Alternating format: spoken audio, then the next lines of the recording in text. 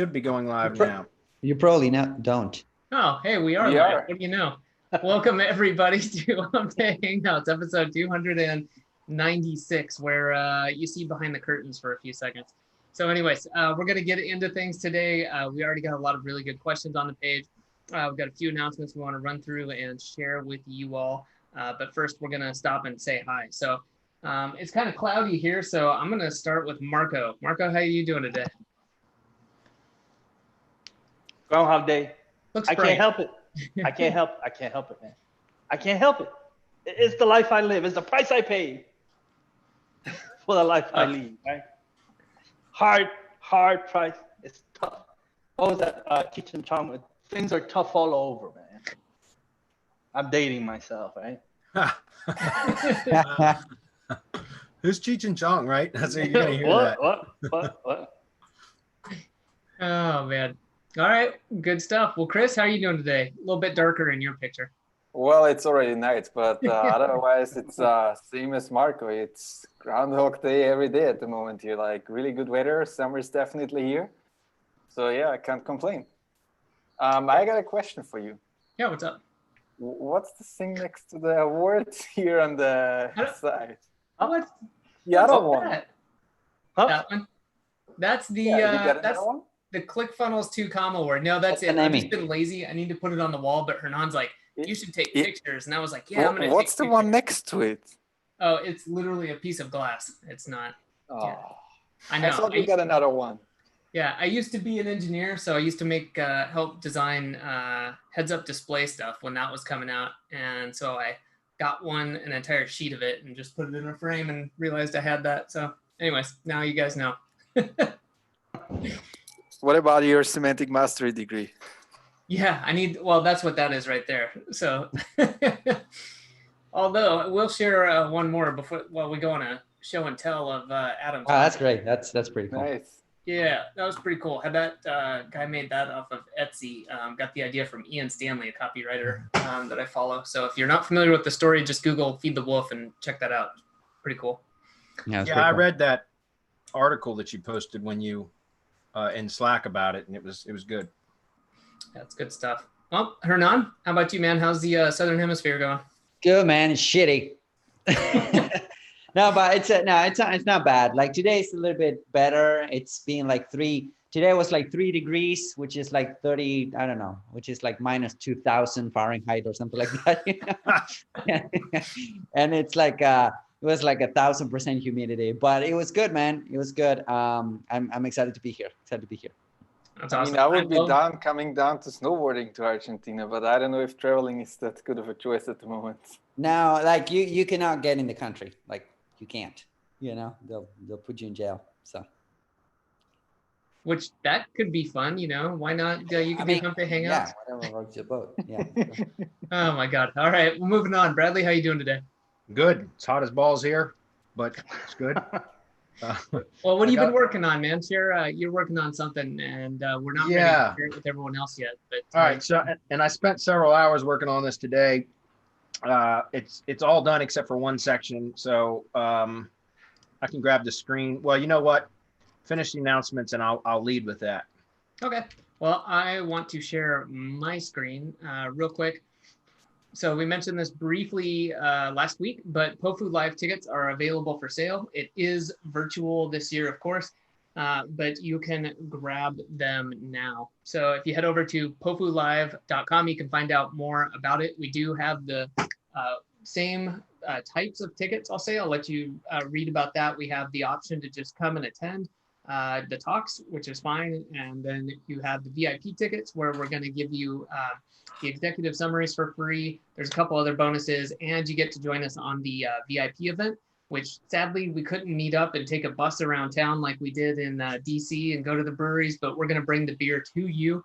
And we're going to have a little bit of a guided beer tasting with a company who's walking us through that. And then we're going to have some time after that just to catch up, shoot the breeze, get to know each other a little bit better. So I don't know. I'm looking forward to that. Bradley, are you looking forward to drinking beer? Fucking A, man. If we can't do beer tasting in person, then virtual beer tasting is the next best thing. Gotcha. And I will put this out there since I know we got a lot of our subscribers and viewers in Canada and other places in the world. Sadly, they cannot. It's just a pain in the butt to ship alcohol across the border, so they can't do that. But if you still want to join, grab the VIP ticket. It's going to be its own little event, as well as you get some other bonuses. So it's still worth it. And you could just BYOB, and maybe that'll work out better for you anyways, because you get the beer you definitely want. So go over there, head over to pofulive.com and check that out. We've got a little bit of updated information. As the time gets closer, we're going to be publishing the schedule, but it's going to start on Friday, the 25th of September, and that's going to kick off the VIP event. Saturday and Sunday are going to be jam-packed with the talks and information, and the way we're going to do that is we're going to have things kick off in the morning. You'll get notifications, all that jazz. We've got an area just for people who are attending. Come in, do the talks, have some Q&A, take a break, let everyone have a breather, grab some food, do all that, come back, hit it again in the afternoon, and do the same thing, and have some time in there for Q&A too. So people who are attending, it's not like this is going to be just pre-recorded and you can't get any feedback. You're going to be able to ask the speakers and presenters questions and get that feedback. So will there be a behind the curtain kind of discussion as well? Yeah, will there be a behind the curtain discussion as well? Studies. There might be some good stuff. Can't tell everything right now, but yeah, head over there. We got a lot of really good feedback from people last year, as well as Rob, who was also a speaker. Jeffrey Smith is going to be joining us again this year. Brian went from attendee last year to speaking this year. He's got some really good insights. Deddy is going to be presenting some more information. He was blowing people's socks off last year. And Jordan Fowler as well, another mastermind member who's an agency owner and has seen a lot of growth over the past few years, is going to be joining us. So like I said, just head over to pofulive.com. If you got any questions, hit us up at support@semanticmastery.com. And with that said, I'm going to pop the link on the page, but Bradley, would you like to share with everyone what you're working on? Sure. And I just very quickly created a pretty link from semanticmastery.com for it. So I got that done instead of that really long, ugly URL. All right, I'm going to grab the screen.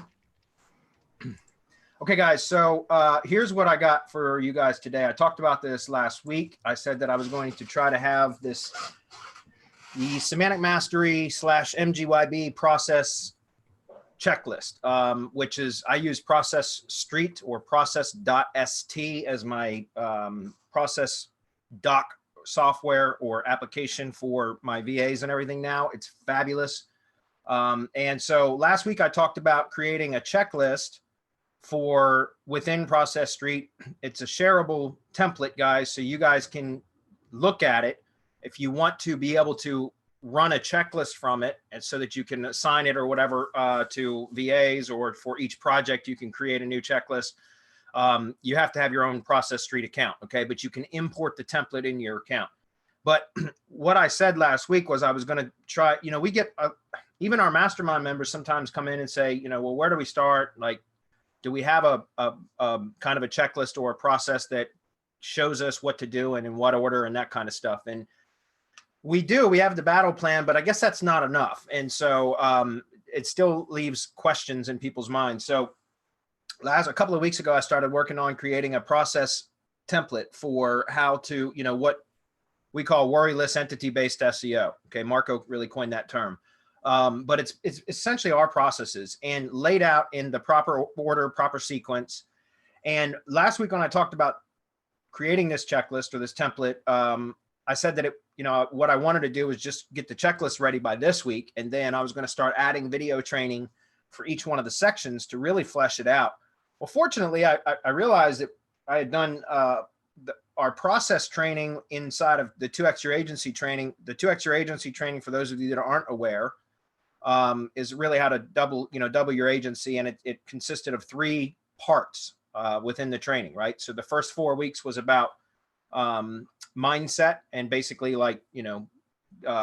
pipeline, filling your pipeline full of leads and prospects. Then the second 4 weeks was about our processes, the SM processes, and how to get repeatable and reliable results. And then the last 4 weeks was, how to grow and scale your business. And so essentially the 4 weeks in the middle, which was our processes for how, the Semantic Mastery way, that training was already done because I recorded that, a few months ago now, and it was perfect for what I put in this checklist. And so I was actually able to flesh this out almost entirely. There's only a little bit, guys, I'll share this link with you in a moment. There's only one section that's not done, and that's because I'm going to record new training for that, and that's the website section here. So let me just go through this very briefly to give you guys an idea of what it is that you're going to get. We're giving this away for free, guys. There's a ton of content here, but we start with the foundation. This is a 15-minute video and a little checklist here or whatever for you to go through that talks about what entity-based SEO is. So that you get an idea of what it is that we're doing and why we do it this way. Okay. Which I think that's important. We can give you the how to do stuff all the time, but if you don't understand the why, you don't really ever get any better, right? You become a good SEO or a good marketer when you learn the why behind the hows. So it starts with foundation. Then we get into keyword research, 16-minute video there talking about keyword research. I suggest some tools if you want to do it on your own. Obviously the easiest thing to do is just go buy done for you keyword research from MGYB. And yes, guys, I do push people to our products inside of this because, again, if you want to get full training on everything, I push, I list links over to the training products that are going to give you the comprehensive training for each component. But we also push you over to MGYB because, honestly, in my opinion, you guys are better off spending time growing your business than learning how to do all of this stuff. You can hire us to do it for you. Okay.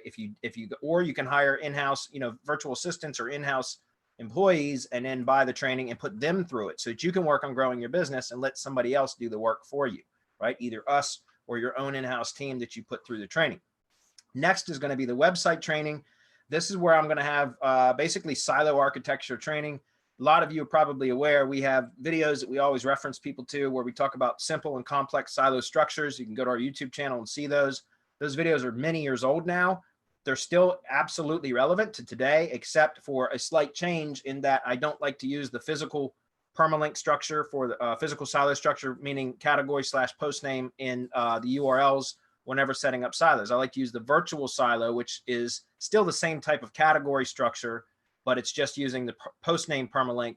So it's a much shorter, more succinct, cleaner looking URL. So anyway, all that said, I'm going to update those the website or the silo architecture training videos in the next 2 weeks or so. And then I will update the training in this checklist. Guys, the same URL that I'm going to share with you will automatically update when I add the new content. Okay. So you don't have to worry about getting another URL.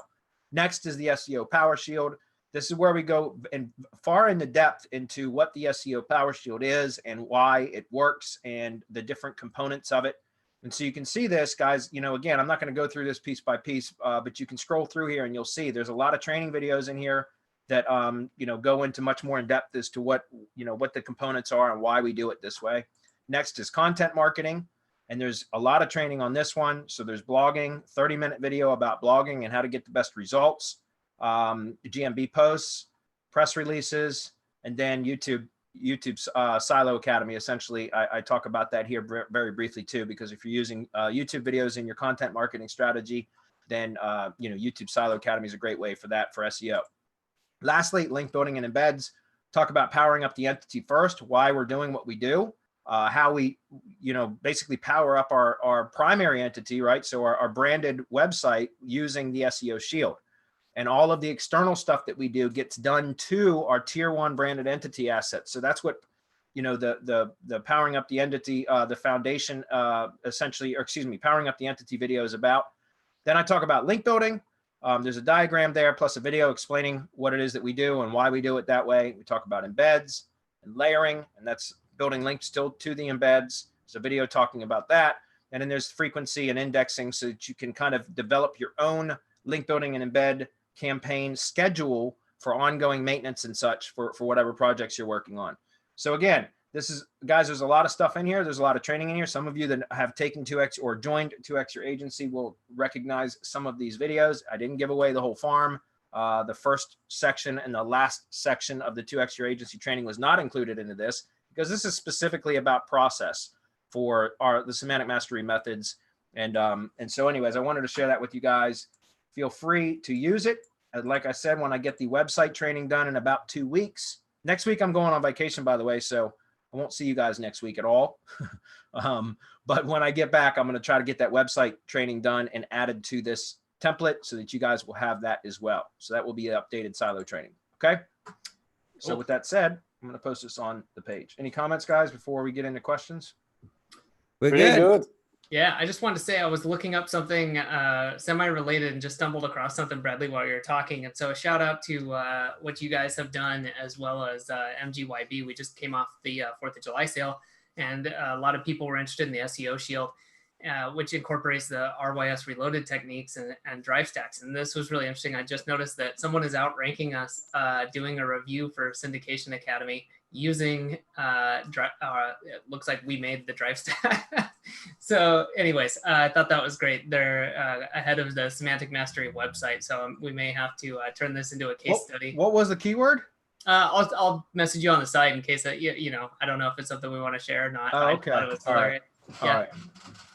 Good Yeah, stuff. So can't I like seeing people put this stuff to work. It's cool to see it out in the wild. I mean, I come across it in many other places, but this one was just funny. I was looking something up while you're talking. I like it when we launch a product, which isn't all that often, but when we do and somebody else uses our methods to outrank us for the launch. It's like success. We're getting yeah, do it. I'll encourage that all day long. Go Yeah, get God bless them. yourself Yeah, an affiliate link and outrank us for everything, and then send them to us. absolutely. That's fine. Absolutely. Make some money from it and prove that our stuff works, right? By the way, guys, just so you know, it's semanticmastery.com/process. So in case you didn't see it in the chat box, it's semanticmastery.com/process. You can import that template into your own Process Street account if you have it. If you don't, you can just view it, but you won't be able to like check the boxes. I mean, you can look at all the training and everything, but you just won't be able to use the checklist. Okay. All right, let's get into questions. Sounds good. Real quick, just got two more. I wanted to do two more quick plugs. Bradley mentioned the battle plan. If you want step-by-step processes for getting SEO results and you don't have the battle plan, just go to battleplan.semanticmastery.com. We already talked about POFU Live. Head over there, pofulive.com. And last but not least, we also mentioned MGYB. If you haven't gone over there, that's the place to go for your done-for-you services, whether it's link building, it's the drive stacks, whether it's just about anything else. It just keeps expanding to cover the things that people request from us, press releases, the SEO Shield, a lot more information coming as well, but head over to mgyb.co. Sweet. So we're good? Do it. All right, so the first question is rather long. Let's read through it and see. He says, just wanted to give feedback regarding why people are looking for more authority signals without running ads on Facebook ads, Google display ads, retargeting, etc. The issue is because for affiliate sites, all major big companies consider these as violating bridge policies. It's not about only banning the ad. They ban the whole account with all footprints, cards, etc., names, IPs, companies, etc. Okay. I don't really see a question in there. Feedback regarding why people are looking for more. I don't understand how that's relevant to us. He's giving us feedback. Okay. I don't know from what, or I don't maybe know for what though question either. somebody asked. I'm not sure. Okay, number two, many hostings now set some security headers by default. I think that may be a problem for embeds. Here's an example. I'm not going to click through links right now, guys. Sorry. Also, a test on the security headers could be seen on this site. Do you have any guidance of what type of headers should be set? And if we could test if the headers are compatible? It looks like some people are still victims of hijacking. So that's why many websites, hostings, and others set security headers. I'm not sure what, like, again, what is, I don't understand. Whoever this is, if you can clarify, it looks like you're online. If you can just clarify what it is that you're asking here, like, you know, why are you asking this? We don't control other people's websites, but I'm just curious as to like, what is the purpose of this question? If you can clarify that, then we'll come back and revisit it. Okay. You guys, anyone want to take a stab at that should I move on? No, let's get it clarified. I mean, I can give them a response. It's usually crappy hosting and or security WordPress plugins that cause that issue. If you have your own Liquid Web VPS, and please use our affiliate link. If you're gonna go get a Liquid Web VPS, then you set your own hosting, you set your own WHM, you split up your VPS, and then you can sell quality hosting on a Liquid Web VPS. Sure you can. And make up for the cost, because it is pricey if all you're going to put on it is one website. But then for most people, that's overkill. Just one website, unless you have a huge website for the VPS. Like, so Semantic Mastery hasn't outgrown its Liquid Web, but we've only outgrown it once, I think. Yeah. and all it takes is increasing. But if you're growing, I mean, you can grow your own virtual hosting company and put your clients on quality hosting that's fast, that's reliable, that's going to have people backing it up, and I mean quality support. So that's one of the things you can run to. As far as what the settings are, I mean, there's just so many. You can just go to something like I forget the name of the website. I'm sorry, it's not coming to me right now. But you can look at the status codes. What should you have? I mean, as far as iframing, don't have an X-frame. That's an iframe breaker. Anything that sets a frame breaker is a no-go, because then you can't iframe. Well, you can. I'm not going to get into that. But you have to have a frame breaker. At any rate, what I see from this is just that you want to know what to set. Don't set anything that will break the iframe. And if you're doing affiliate, like he's saying, or anything like it, you don't want to run them to an iframe anyway. Because yes, that could be considered phishing. You don't want to run them through a 301 because that, or a meta refresh, because even Google sometimes considers that type of phishing, depending on which page you're coming from and which page you're going to. So there's a lot of issues here which you can just clear up by one, quality hosting, where you set your own rules and policies, and two, when you set your WordPress plugin and the security, remove the frame breaker, the X-frame, period, and then you can iframe away. So I guess that was what he was asking, was perhaps he's not able to embed his own website. Is that how you interpreted it? Yeah, I mean, he's asking for guidance on what type of headers should be set. The one that should not be set is the X-frame. And if you're on crappy hosting, see, when you're on crappy hosting, they'll set the header responses by default. And it could be header responses that you don't want. But that's just the host forcing you to go by their shared hosting rules. You can avoid that by going to a VPS and setting up your own hosting. It's actually simple to avoid. Don't get crappy hosting that's going to set everything for you and then not allow you the flexibility to do the things you want to do. Agreed. One more thing regarding the first part of the question was like the affiliate sites being banned and stuff, or like violating bridge pages. The whole point how to do this is like you build your own kind of branded page. So you build your own brand, and if you do that, there is no problem in like violating bridge policies or whatever, because you're just promoting another product on your page. And that's also how you keep the Facebook account. That's how you keep like all the other entities, because what you're doing with the syndication network is also enforcing your brand. So if you're following a syndication academy, or like you use the SEO Shield, and you have your own branded website, and they actually build it out a bit, and they're not lazy and just doing like, I don't know, like a simple one-page lander with one button and one headline or something like that, then all those problems disappear, in my opinion, at least in my experience and from what I'm seeing here. Yeah, I haven't done affiliate SEO in probably maybe 2 years, or affiliate campaigns in probably about maybe 2 years, but I was running a shit ton of ads when I was doing affiliate stuff. And a lot of the times I would get, ads suspended because the landing page was considered a bridge page. And I spent a lot of time actually talking and communicating with Google Ads reps to try to figure out, like I would just go to them and play stupid. Marco always told me to do that, and it worked. I would always go to Google Ads reps and say like, well, what can I do to fix this? And they would tell me, because I'd get on the phone with them. And they'd say, well, you're going to have to add more content, and you have to, and blah, blah, blah. And so I got to the point where I was able to, it was still a bridge page, but if you add enough content and you flesh it out, like what Chris just mentioned, then my ads would get approved, even if they had been rejected, but then I would resubmit for approval or for reconsideration after I did some of the things they said, like flesh the page out, add some content, all that kind of stuff, to where it wasn't just, a very thin content site with a button that points to the product that I was trying to sell, if that makes sense. And again, it's been a couple of years since I've done it. They may have tightened to the guidelines even more. They probably have, but that was my experience. I mean, like I have like pages where it's literally just like a simple bridge page still as well, but like I'm not doing any SEO on those, and it's pretty much like they are pretty much there, that, and I expect them to burn. But like for the ones that I want to keep around and like actually deploy SEO stuff and like actually want to have all the social signals and stuff, they're all like properly built out, and I'm not being lazy on like articles or like just doing like some, I don't know, copy paste PLR content or something like that. I pretty much make sure that's quality, and I also like brand all those things. I don't have any problems with that. Thanks, Chris. So next is Mike. He says, hello, what do you think about buying domains containing city plus service? For example, the domain miami.plumbing.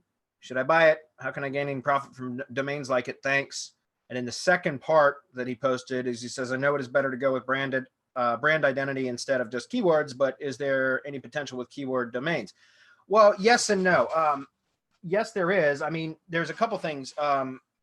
You know, how could you gain a profit from it? Well, it depends. Like one thing, you could sell the domain, right? It's called domaining. You know, you can flip the domain. That's how I made my first dollar online. No shit, was I sold exact match domains. I would just go buy, you know, like the first one I sold for, I think $200. So I registered it for $10 for a year and then sold it for $200. And it was the first $190 in profit I ever made. It was way back in like 2009. And it was, HoustonWindows.com or WindowsHouston.com or something like that. It was for a window company, right? And so, and it's funny that you asked that question, because I've had in the past couple of weeks, I've gotten spammed to death from domainers trying to sell me exact match domains, and I don't know why, but I keep getting emails from people trying to sell me exact match domains. So that's one way you could do it. Personally, what I don't like to do that. I like to develop an asset out of them. I wouldn't build like a big money site on something like that, but you can do like simple one-page websites, like Miami.plumbing would work. I prefer a branded asset. We always talk about that at Semantic Mastery. For example, having a .plumbing domain will work really well if you've got a plumbing company. But let's say that it's, you know, like Joe's Plumbing. Well, if it's Joe's.plumbing, that's a good domain to have, right? Because it's a branded domain. It's got a partial match keyword in it, right? Because it has plumbing in it, but it's still a branded type of domain, right? It's a brand name itself. So that's one way I would do it. But you can use exact match domain stuff like that. Again, I wouldn't build out a full-on website, because you can it's very easy to over optimize when you have exact match domains. But if you're building just like a one-page landing page, it could be, you know, long form content on there. But those actually work pretty well for that kind of stuff. And I know it because I've got some feeder sites that I'm using right now for some lead gen stuff that I'm using essentially exact match domains, which we don't encourage when you're building out full on websites. But for single, like one page sites for, you know, for very specific purposes, you can use those and they work. Again, for example, I wouldn't have inner pages, right? The reason why is because like Miami.plumbing / you know, whatever the plumbing service is or location, like it can start to get really spammy and trip over optimization filters. That's why we don't ever recommend that. But again, if you know what you're doing and you're doing like a single page site for a Miami plumber, for example, and you're going to have all, you know, content on the page about all the different products and services that they provide, then that could work. Although, like I said, I recommend having more of a branded domain as opposed to an exact match. Anybody want to comment on that? Exact match, they still work. Yeah. They still work locally. They still work in anything other than global. The point is, like, how much longer? When Google came out with the distance graph, and I wrote about the distance graph and how Google was just going to kill traditional PBNs, I mean, it was just a matter of time, and then it happened. We don't see traditional private blog networks anymore, which is a blog network set up, and the only reason for it to exist is for people to go into it and buy links, which by definition makes it no longer private, because they're out in public saying, come buy links from us. And so it's so simple for Google to go pick that out, right? And then they get de-indexed all the time. I once bought links from a de-indexed blog network, and, you know, the guy was advertising it. He knew that it was de-indexed and he wasn't telling anyone. I should have done my due diligence. But, you know, you live and learn. Guys, it's risk versus reward. If you want to rank it and you're going to take a whole bunch of time and put a whole lot of money into it, I don't recommend exact match. I'm telling you guys, brand it. I keep telling you. Yep. do the brand, work on the entity. We call it entity-based worryless SEO. Why? Because when you introduce something else, you have to worry about other things. What we do is try to avoid all the negative triggers that are out there, all of these tripwires that can get you into a whole lot of trouble with Google, including getting de-indexed. So rather than having to deal with all of that concern and all of these worries and hiding all of these different things, we go out in the open and say, this is my entity. Pay attention, look at it. This is my brand. And I am also in all of these other social media, right? In all of these social networks and whatever. And that's also part of me. And I have citations and I have press releases and I have all these different things that are part of my entity. This all belongs to me. And when you're out in the open like that, but it's just you, you're not selling links to anyone. You're actually buying links from MDYB. We have a Dedia who does a masterful job of spamming the web. And other than that, so we flip it around. Right? And we're saying, look, here we are. If you want to come get us, come get us. If they want you, they're going to come get you. But now it's risk versus reward, because you're spending all of this time to protect yourself from all of these updates that keep coming and hammering away at all of these different ways to spam the web. We try to avoid all of those. So that's the one thing that I always look at when I'm looking at a domain is risk versus reward. How much money is this going to make me, this Miami.plumbing? And if it isn't, I don't want it. Yeah. Well, it's interesting because, like I said, for a project I'm working on right now, I bought 12 exact match domains, but they're all near.me domains. So it's keyword near.me domains, but it's for a very specific project that I'm working on. And but that, there's a reason for that. So if you know that, I mean, I wouldn't try to build a branded site on one of those, is what I'm saying. So anyways, we're going to move on. Toby says, what's up, guys? Is it safe to order MGYB embeds direct to a client money site? I'm going to say yes, because I've heard that it is. I'm anxious to hear Marco's opinion on that, because it's an embed, not a link. But I don't do that, because I use the method that I was taught from Marco, which is to use the G site. So I embed the money page into a theme mirrored G site page, and then I use the G site page in an embed gig. Right? And then link building to the embeds, or link building directly to the G site page, either way. So I don't typically do just I don't do money site pages and embed gigs. Although I know from our link builder, Dedia, he showed me results and showed me analytics of what happens when he does do that. And it will show traffic. It shows traffic coming in to hit those pages that are embedded and that kind of stuff. But in fact, that's part of the reason why he brought it to my attention, because he said, do you think this could be harmful? Because it showed a lot of traffic from certain domains and things that it was embedded on and that kind of stuff. But as far as I know, it's not harmful. Marco, what say you? As far as I understand the way that iframes work, no, there should be no harm. But I can't tell you what Google's going to do tomorrow. I do know that Google won't penalize itself anytime soon. I know that. And so since I know that, that's where I'm going first. I'm going to bypass doing directly to my domain. I'm going to iframe the domain, the page, whatever it is that I'm going to iframe on that G site. And then that now it's a stacked iframe. So listen to this. Get a YouTube video on that page that you're going to iframe first and foremost, and make sure that you've optimized that video. All right. So now that's already an iframe stack. That's why they've always recommended for you to have a YouTube video on a page. Works really well. Why? Because you have a Google property iframe on your page. Now you take that, put it on the G site. Now you're double stacking the iframe, because you have the YouTube iframe and now your page iframe into that G site. Now you're going to take that, wrap that up, and submit the iframe code to Dedia for him to further do damage to that. But the credit is all going to your homepage and to that YouTube video. So you're boosting two things. You're boosting the homepage that you're iframing, and you're boosting that YouTube video, which is already iframed on that page. You can take a mind map and do the same thing, because we show you how to stack a video into that mind map. We know that keywords in that mind map will rank on that page, and the only thing that's on that page that has the keyword is that mind map iframe.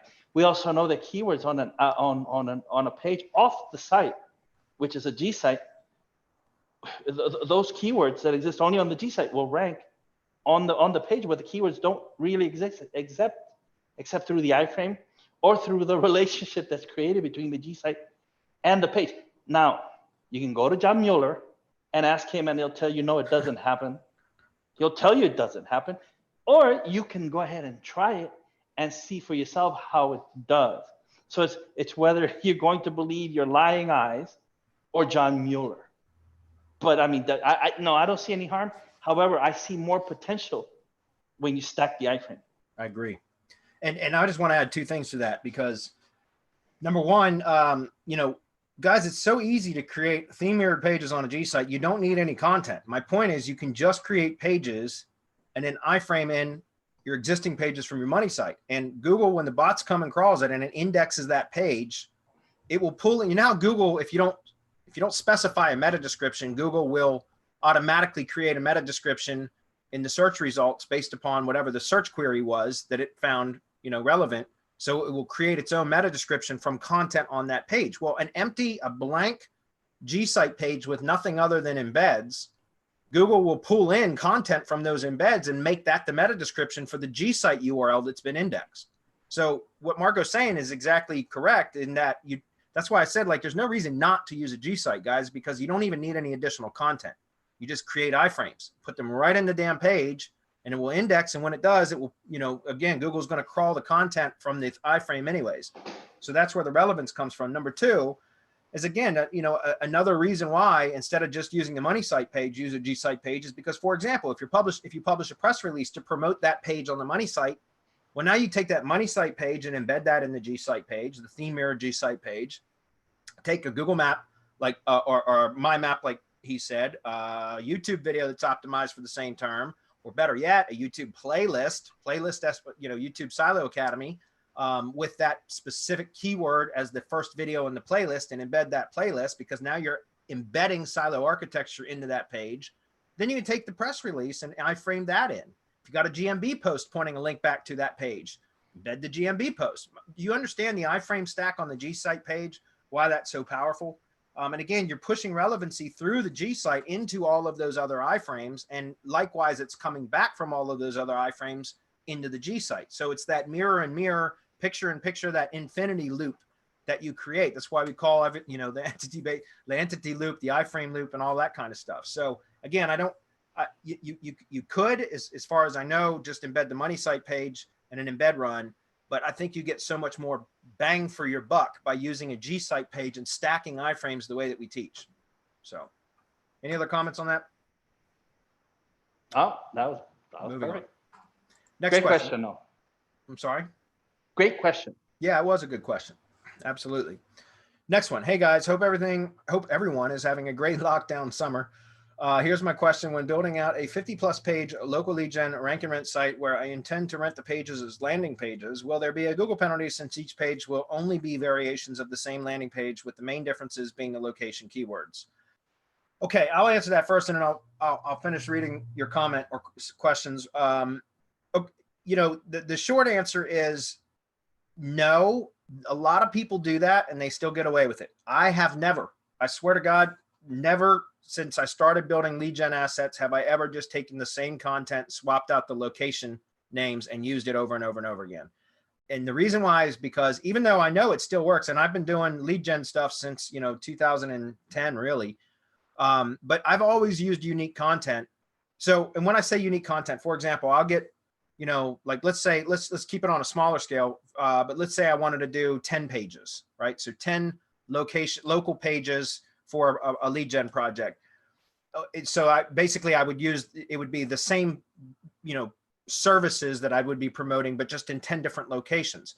What I'll do is I would go get, you know, maybe 2 articles written for, you know, optimize, and I would instruct the writer to write the articles based upon, you know, the keywords that I told them. So there might be, you know, section headers and all that to add additional relevancy, all that, whatever. Let's say I get a 1,500 word article written. So I get 2 of those written. It's going to be a little bit expensive, but then you can have each one of those articles rewritten, which is a lot cheaper, so that it comes out unique. So again, you have, you know, like 1,500 word article might pay, I don't know, 150 bucks for it, whatever it is. And then you have it rewritten, but it's a hell of a lot cheaper to have those rewritten than it is to have a new article created, if that makes sense. So that's what I would do, is I would go in and, you know, buy, if I had a bigger project, you know, maybe 50 pages, I might get 10 articles written. I know, you know, I might get 10 articles written and then have those rewritten 5 times each one of those. And so I'd have 50 pages of unique, and I wouldn't do that all at once. I'd be building them out in stages anyways. I might select 5 locations at a time to build out. So that way I can spread my cost out over time and hopefully start generating some revenue from the earlier the earlier pages that were published while I'm working on, so that I can use that to fund writers for later pages, if that makes sense. It doesn't mean that I go out and buy 50 unique articles, is what I'm saying. I buy maybe 5 or 10 unique articles and then have them rewritten a number of times so that they come out to be unique. Now, I know that's been overkill for all these years, but my thoughts have always been that at some point, if all you do is use the same damn content for every page and you're just swapping out location tokens, right, location modifiers, then it's easy for Google to de-index that shit or to penalize it, because it's basically exact copies of everything with just the location names changed. And again, I know other people might want to debate me on it. That's fine. I'm just telling you what my own personal process has been since I started doing SEO and lead gen sites, and that's to always try to use unique content. Okay. Comments on that, guys? Okay. I thought it would. Sorry, I think it's easy to pick out on a manual. Not so easy for the bot if you mix it around, if you mix your paragraphs around, which is what we do with the Mass Page Builder site, the Land Solutions Network. You know, you tokenize it, but you can spin the paragraphs a little bit to make it a little more unique. When you're talking about what, 15,000, 16,000 pages, you're not going to do 1,000 or 1,500 word articles for that amount of pages, right? So when you're at the state and city level, we again, it's risk versus reward. It's a case study. It's a test. It's a test to see how much we can get away with, how much Google will accept, whether mass page creators are still work. And we're showing that, yeah, they do if you take the time out to learn the builder, and then I don't know if it's even uniquify each page to the point where the bot won't raise any red flags. That's the most important thing, is that the bot doesn't raise any red flags. So when it does, if you raise enough, you'll eventually get you're now in line for a manual. And when that manual comes around, it's bye-bye. Yeah, to be clear, if you're using a mass page generator, now that's different. What I mean by that is I would, you know, for that, because I have done a lot of that, and I've actually got some testing going on right now, or coming up, I should say, where I'm going to be using Mass Page plugin for testing some of this stuff too. Anyway, long story short, I do use spun content for that, right? So like what Marco said, that's different, you know, something like that, because every time the Mass Page Builder or the plugin, whatever system it is that you're using, creates a page, it's going to spit out a different version of that content because of the spin text. And I've done hybrid models before where there might be a block of text in the middle of the page that is essentially untouched, but there's a spun opener and a spun, you know, conclusion, if that makes sense. Like, so in other words, an opening paragraph or a couple of paragraphs that are spun, and maybe the paragraphs are also put in spun text, so that the paragraphs, it chooses different paragraphs at different times, and then those paragraphs are spun, if that makes sense. So there's a number of things when you're talking about mass page building that is different, but than what you know, my understanding of the question was. If you're building this stuff out basically manually, then that's why I always use, which is most of my lead, or not really all of them right now, are all manually built out sites. And so for that, I like to use the content strategy that I just mentioned, which is to buy articles, have them written originally, and then have those rewritten multiple times so that they come out really unique. But again, mass page stuff, different. That's different, because you're going to use something that's going to create a bunch of pages very quickly. So spin text is absolutely fine in that. Just again, my advice on that is to make sure that you have some decent content and put it through a spinner and output versions of it, and go through it and try to make sure that it's clean, so that you don't have some real shitty content or real shitty text that doesn't read well, which most spinners will do unless you take the time, which I know it's tedious. That's why I don't like to do that kind of work very often. but to make sure that, you know, the spinning is done correctly. Because remember, the Google's algorithm now, natural language processing and all that is so much better. It can detect that shitty kind of content really, really easily. So much better than it could even for, you know, a few years ago. All right. He says, I thought it would be best to set it up using pages, as Bradley mentioned in a previous Hump Day Hangouts, rather than subdomains. It's so much less complicated that way. Yes, it is. I know you don't recommend using Superspun articles on the money site. Yeah, again, it depends. Like I said, if you're doing like mass page stuff, then that's different. And if an article is spun well, you can just output different, you know, spit out a different version of it and use that on a money site if it's done really, really well. The problem is it's hard to get any type of spun article that's done that well. Does that make sense? Unless you spend a lot of time cleaning it up yourself.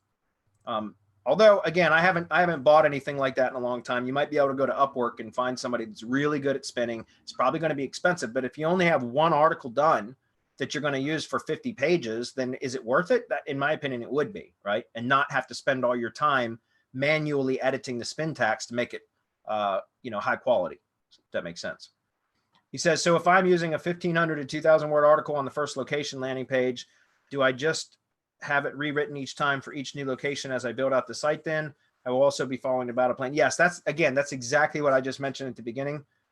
That's how I've always done it. And I just do it in stages so that I'm not paying for 50 rewrites all at once, if that makes sense. I'd rather just do, you know, if I'm going to build out 5 pages at a time, then I'm only paying for those.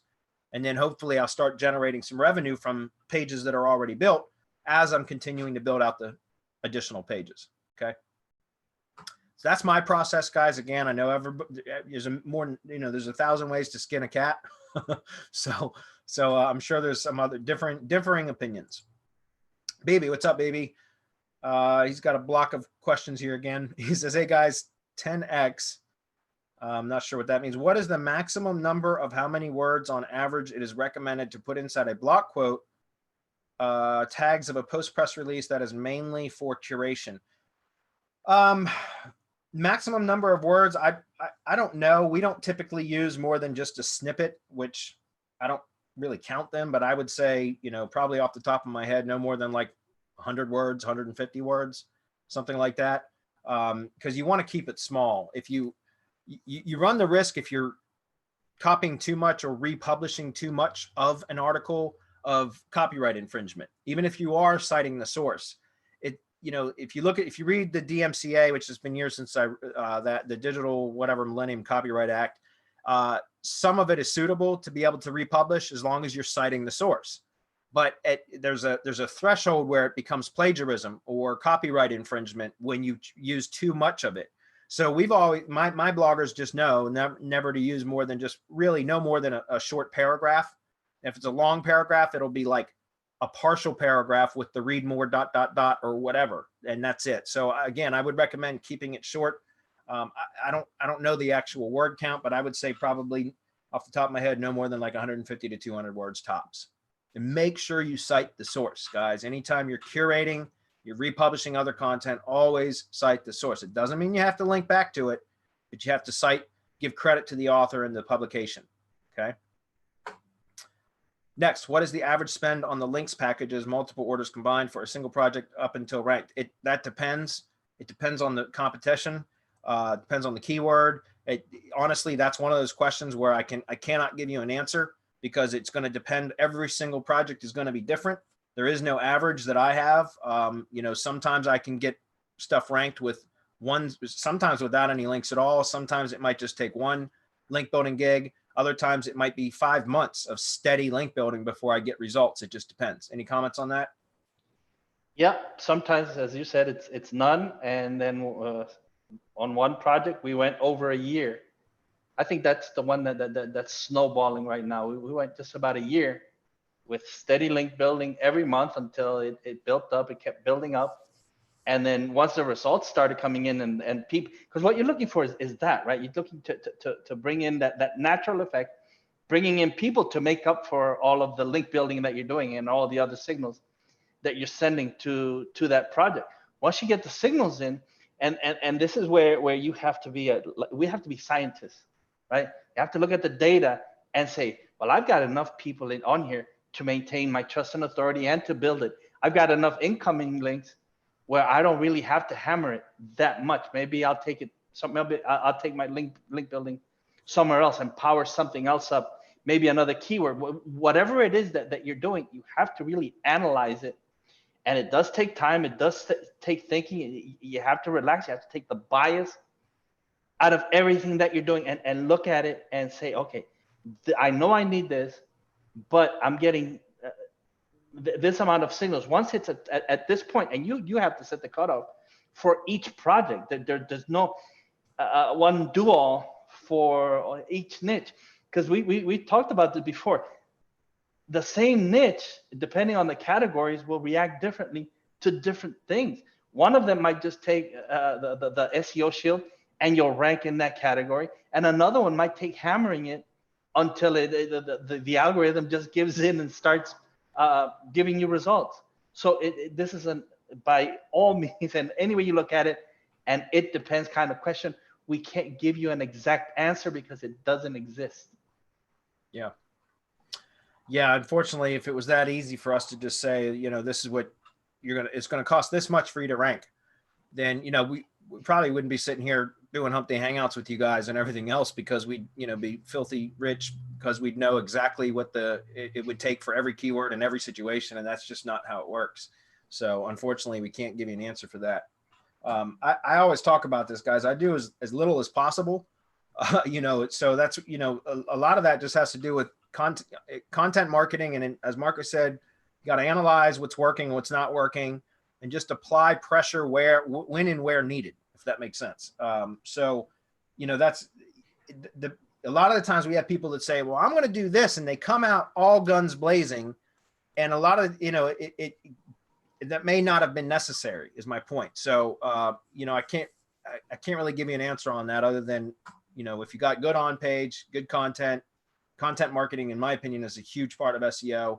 And then you're doing the link building and everything the way that we do, then I start off kind of, maybe I might do something aggressive right off the bat, but then for ongoing, like on monthly recurring type link building and or embed gigs, I usually kind of slow it down and go more conservative on it, and allow some time to pass to see what happens. And then usually what happens is you'll find some of the keywords or locations, for me, it's always local, will start to surface.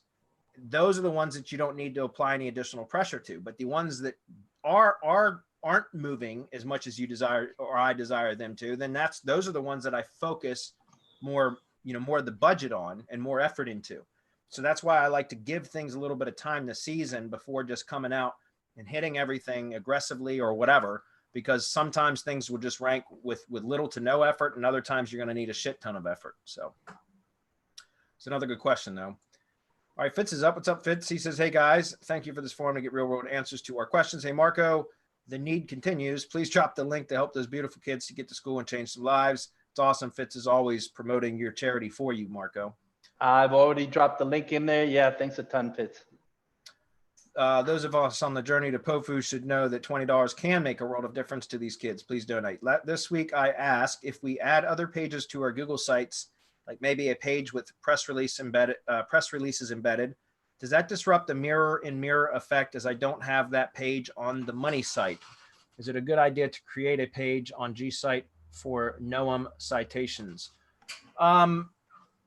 You know, I'm not sure what you're asking there. If you don't have a page on the money site, the press release is likely promoting a product or service on your money site, right? Or a blog post, something.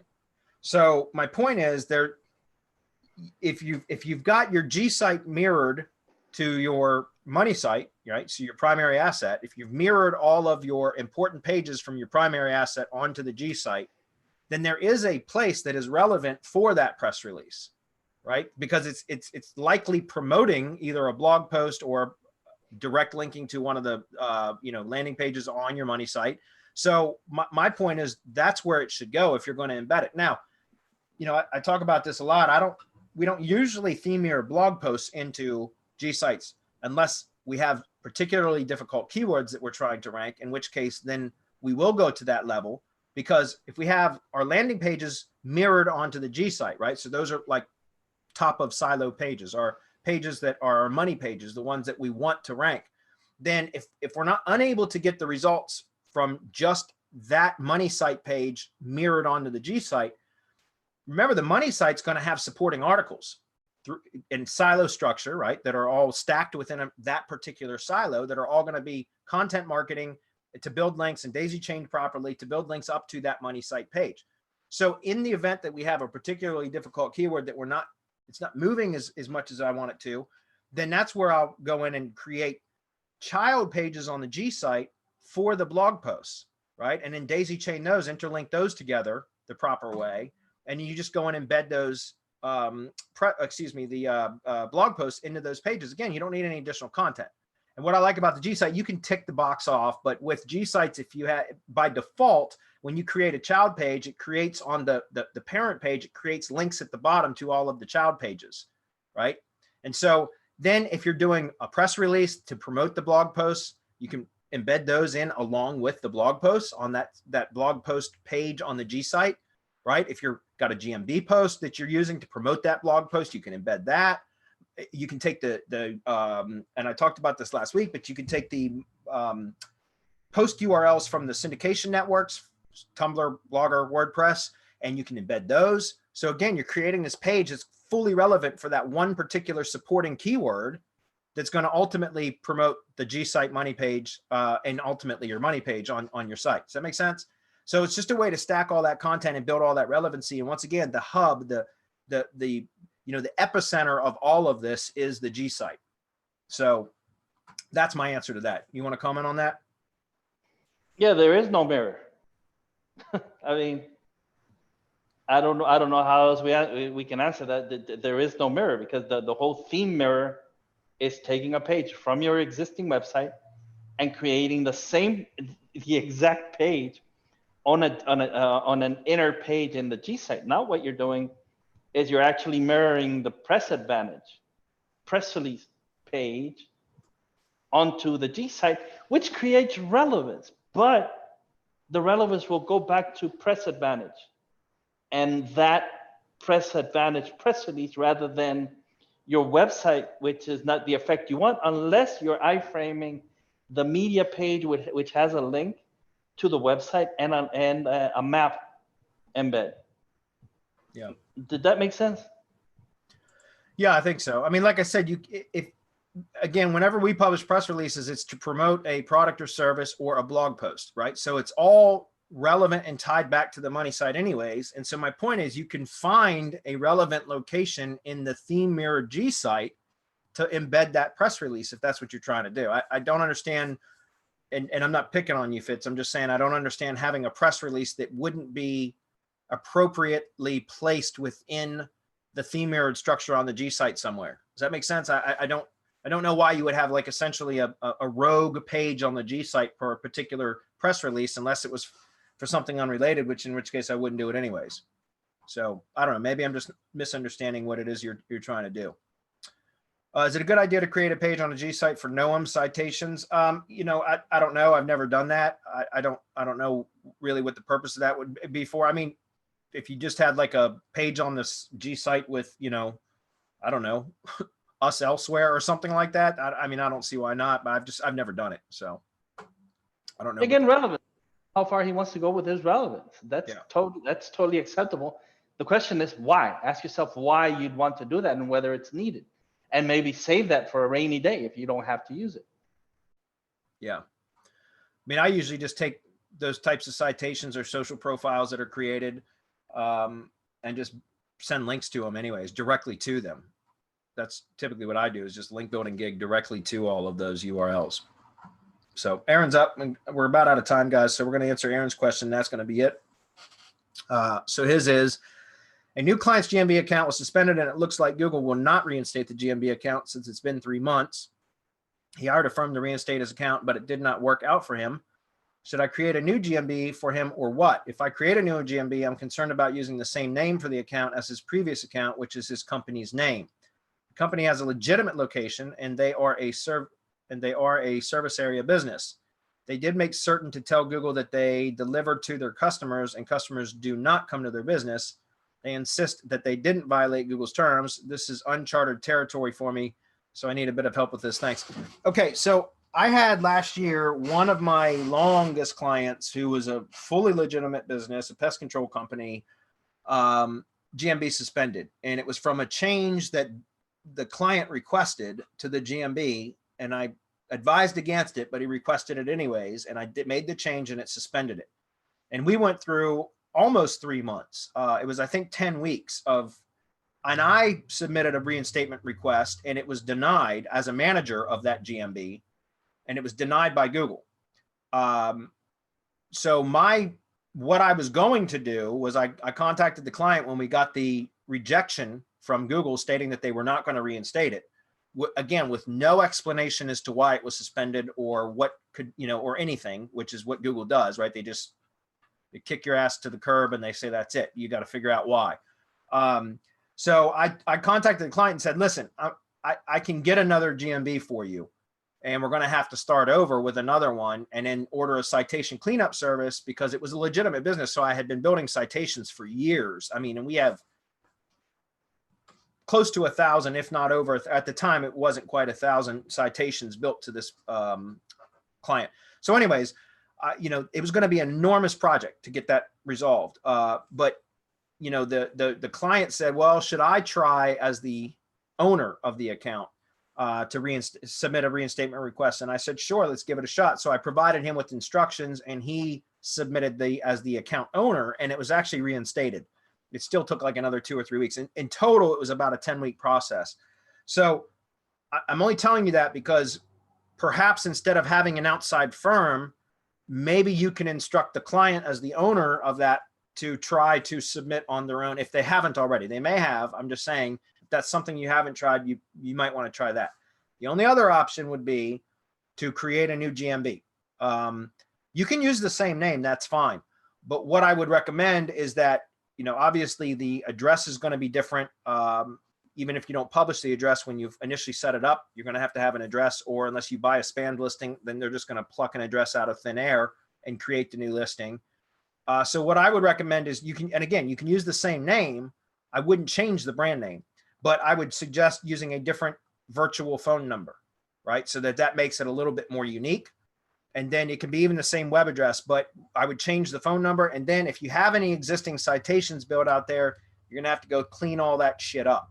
And that's where I don't, that's where it creates a lot of work, because remember when you're changing locations or changing web addresses and things like, well, web address isn't so bad because you can do a redirect. But when you're changing like an address for a legitimate business, for example, you have to go clean up existing citations before building new ones. Building new ones is just going to dilute bad data. It doesn't help you. I mean, you're better off cleaning up existing citations before building new ones, if that makes sense.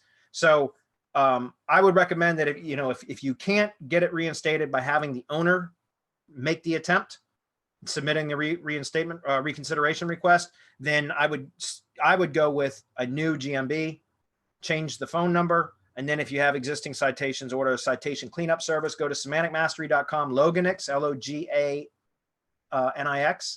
Loga. So semanticmastery.com, Loganix, Loganix, and order their citation cleanup service. It's $500, but it's the most thorough citation cleanup service I've used, and I've used them for years. Any comments on that? Have the business owner call Google, contact Google, get on with a GMB rep and act really, but I mean, absolutely stupid. They did what? Who contacted you? Who told? I didn't, that kind of thing. I don't know what's going on. It's suspended and I don't know why, that kind of thing. And Google will help him through 9 out of 10. Now, if they have some type of red flag in their database, you're screwed. Get another GMB. Yeah. And I mean, that's the last resort, guys, is to get another GMB. But, in this situation, I mean, my pest control client for 10 weeks, and he's a mosquito, like an outdoor pest control company, mosquitoes and ticks and such. And we were talking about like in the spring, which is their busiest time when all this happened. And it was painful. I'm not going to lie. But fortunately, it did get reinstated, which was great, because like literally the moment that we got an email notifying us that it was reinstated, like we went and checked and it was right back to where it had been. Like there was no loss of positioning or anything. But for about 10 weeks, it had disappeared. So I, as a last resort, I was going to do what I just suggested, but again, that's a last resort. So try to have the owner, if he hasn't already, contact GMB and submit a reinstatement request that way. And then a last resort would be to create a new one. All right. Thanks everybody for being here. We got to wrap it up. See you guys. Bye, everybody.